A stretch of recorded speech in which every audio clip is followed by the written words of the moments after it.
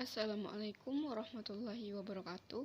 Perkenalkan, nama saya Tiara Novitasari dengan NIM 0604 1282 126027 kelas Indralaya dengan dosen pengampu Dr. L. Retno Susanti M.Hum dan Muhammad Reza Fahlevi MPD pada mata kuliah Media dan Sumber Belajar Sejarah dengan judul Jenis Manusia Purba di Indonesia beserta kehidupannya. Jenis pertama, Meganthropus paleojavanicus atau manusia raksasa dari Jawa. Meganthropus paleojavanicus adalah fosil yang pernah ditemukan di Sangiran oleh von Koningswald pada tahun 1936 dan 1941, berupa bagian rahang bawah dan 3 buah gigi terdiri atas gigi taring dan 2 geraham. Makanan jenis manusia purba ini adalah tumbuhan. Makhluk ini hidup kira-kira 2 juta hingga 1 juta tahun yang lalu. Meganthropus memiliki ciri-ciri tulang pipi yang tebal, memiliki otot rahang yang kuat, tidak memiliki dagu, tonjolan belakang yang tajam, tulang kening yang menonjol, perawakan yang tegap, memakan tumbuh-tumbuhan, hidup berkelompok dan berpindah-pindah. Jenis yang kedua yaitu jenis Pithecanthropus. Pithecanthropus artinya manusia kera. Pithecanthropus memiliki ciri-ciri rahang bawah yang kuat, memiliki tulang pipi yang tebal, kening yang menonjol, tulang belakang menonjol dan tajam, tidak berdagu, memakan jenis tumbuhan. Di sini saya akan menjelaskan 3 jenis Pithecanthropus. Yang pertama, Pithecanthropus erectus. Fosil Pithecanthropus erectus adalah fosil yang ditemukan oleh Dr. Eugene Du Bois pada tahun 1890, 1891, dan 1892 di Kedung Brubus, Madiun, dan Trengin Ngawi. Temuannya berupa rahang bawah, tempurung kepala, tulang paha, serta geram atas dan bawah. Berdasarkan penelitian para ahli, Pithecanthropus memiliki ciri-ciri berjalan tegak, volume otaknya melebihi 900 cc, berbadan tegap dengan alat pengunyah yang kuat, tinggi badannya sekitar 165 sampai 170 cm, berat badannya sekitar 100 kg, makannya masih kasar dengan sedikit dikunyah, hidupnya diperkirakan 1 juta sampai setengah juta tahun yang lalu. Yang kedua ada Pithecanthropus mojokertensis. Pithecanthropus mojokertensis artinya manusia kera dari Mojokerto. Fosilnya berupa tengkorak anak berumur 5 tahun. Jenis ini memiliki ciri hidung lebar, tulang pipi kuat, tubuhnya tinggi, dan hidupnya masih dari mengumpulkan makanan. Yang selanjutnya ada Pithecanthropus soloensis.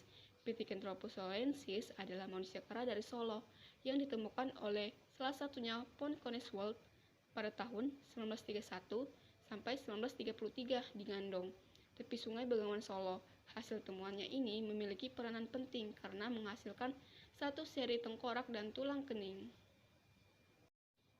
Selanjutnya ada manusia purba jenis Homo. Homo artinya manusia, merupakan jenis manusia purba yang paling maju dibandingkan yang lainnya.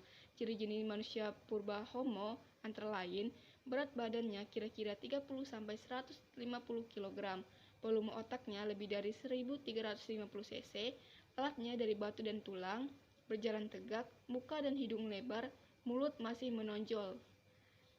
Homo terbagi menjadi 3 jenis. Yang pertama ada Homo wajakensis atau manusia dari Wajak.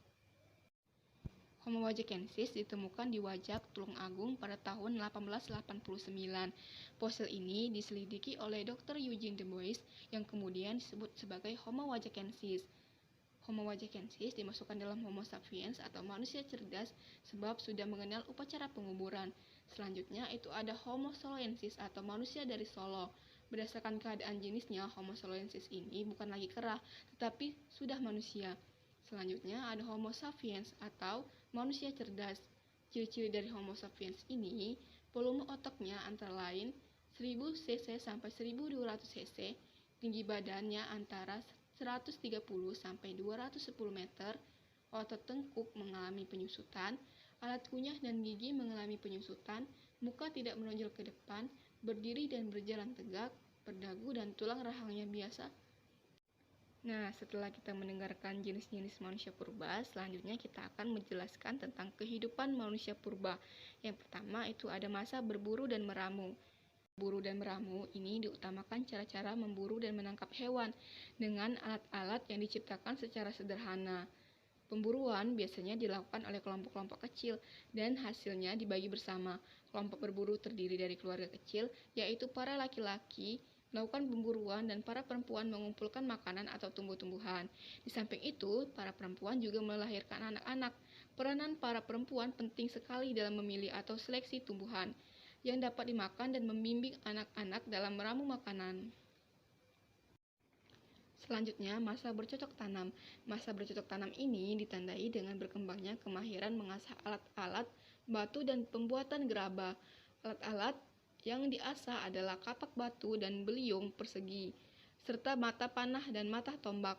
Alat-alat batu yang berupa beliung persegi merupakan alat yang paling umum digunakan pada masa itu.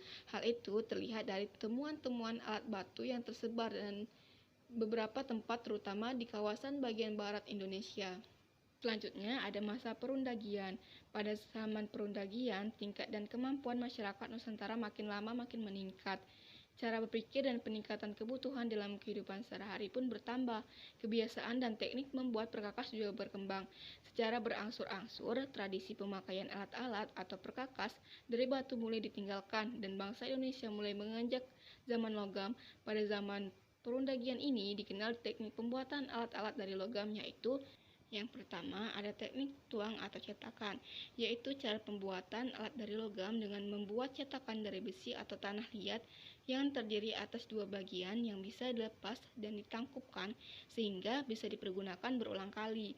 Yang kedua ada teknik aser perdu atau cetakan lilin, yaitu teknik pembuatan alat dengan membuat model terlebih dahulu dari lilin yang kemudian dibungkus dengan tanah liat dan dibakar untuk kemudian diisi dengan cairan logam. Alat ini hanya bisa digunakan sekali. Selanjutnya, sistem kepercayaan pada masyarakat purba itu dibedakan menjadi tiga. Yang pertama itu ada animisme. Animisme merupakan kepercayaan manusia purba terhadap roh nenek moyang yang telah meninggal dunia. Menurut mereka, arwah nenek moyang selalu memperhatikan dan melindungi mereka. Penghormatan kepada nenek moyang dilakukan dengan dipimpin orang tua tersebut yang diangkat oleh masyarakat sebagai ketua adat.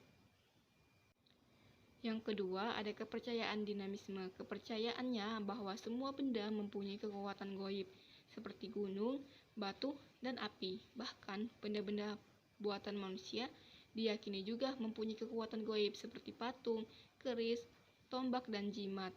Selanjutnya, yang ketiga, ada kepercayaan totemisme.